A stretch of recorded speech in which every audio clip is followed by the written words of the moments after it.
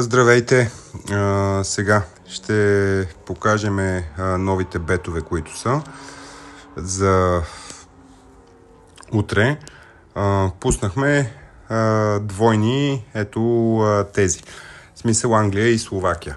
Така, значи тук играеме Англия да бие или равен, тъй като англичаните срещу източния блок нещо не се представят много добре и за всеки случай застраховаме тяхната победа с едно равенство, защото все още нямаме равен мач на европейското след двата изиграни и тук имаме потенциално две такива, които ще бъдат приети като супер изненадия. Като гледаме и в предишните случаи, тези са се случвали. Иначе тук резонното е, разбира се, Англия да си бие Словакия, нещо, което е супер очаквано и няма да се приеме като нещо, като изненада или кой знае какво, тъй като имаме супер фаворит срещу отбор, който не очаквахме да мине групите, или ако сме очаквали, не сме очаквали по този начин, който го направи. Затова слагаме за всеки случай равенството като знак и важното, слагаме и под 2,5 гола, тъй като англичаните този турнир до сега показаха, че ще я действат икономично, поне в групите това играха. Икономичен футбол с сигурен резултат. Първия матч победа с 1-0, втория матч след ранен гол на Хари Кейн допуснаха изравняване и си завършиха така. Третия матч без напрежение си играха и си завършиха 0-0 с Словения. Видяхме ги как играят, смисъл отвратиха всеки един неутрален зрител, но може би това е печелившия футбол. Ще видим нарочно ли са го направили да пазят сили за следващата фаза или просто толкова си могат.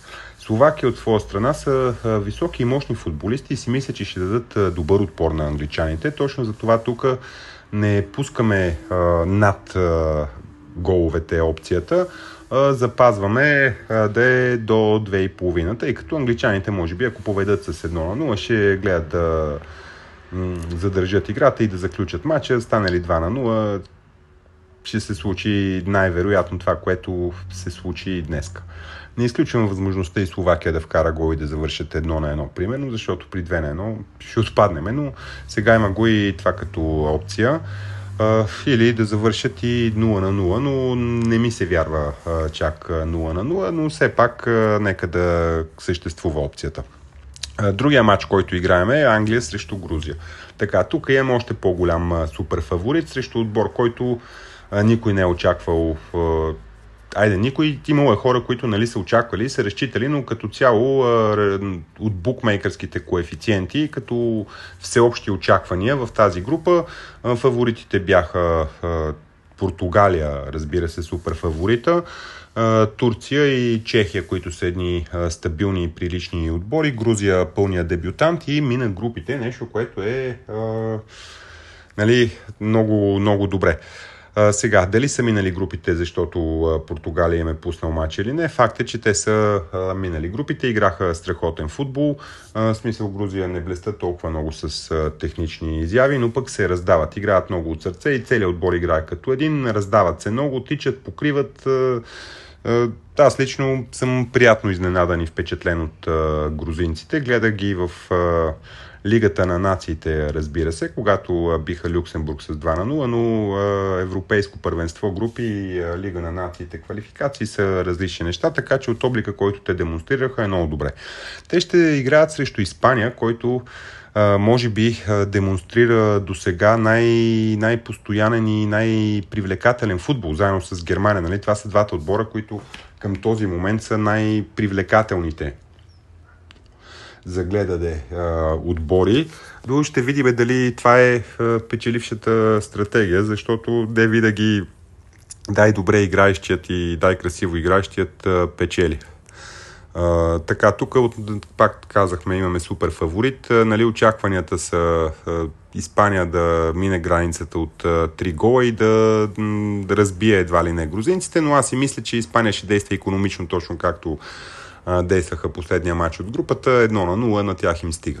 И очаквам нещо такова. В интерес на истината не очаквам тук Грузия да вкара гол, тъй като грузинците вкараха 3 гола вече в групите и тук си мисля, че Испания ще бие 1-0 или 2-0. В смисъл такъв, испанците няма да си дават, предполагам, много зор срещу Грузия. Още повече това е матч за квалификациите. Ще си вкарат един гол по някое време, ще затворят матча и ще си подават и разцъкват топката. Ако има възможност, ще вкарат още един. Ако не, 1-0 стига.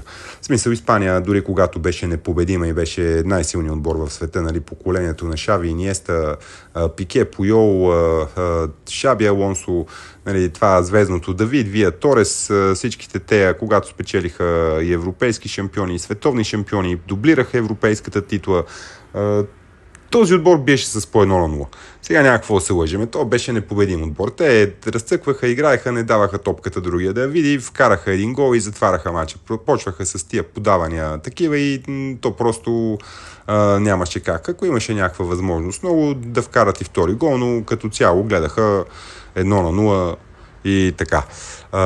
Предполагам, че и тук нещо такова се случи. Класите между двата отбора са много различни.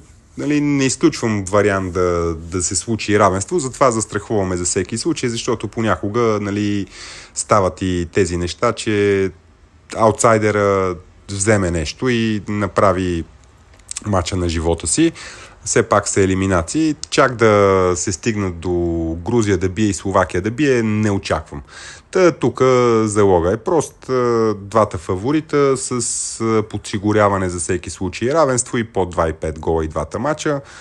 Ще търсиме голове в другите мачове с 10 лева залог. Коефициент е добър, приличен, така че който иска може да пробва. Ако не ви харесва, не пробайте. Окей, всичко хубаво. Чао, чао, до утре.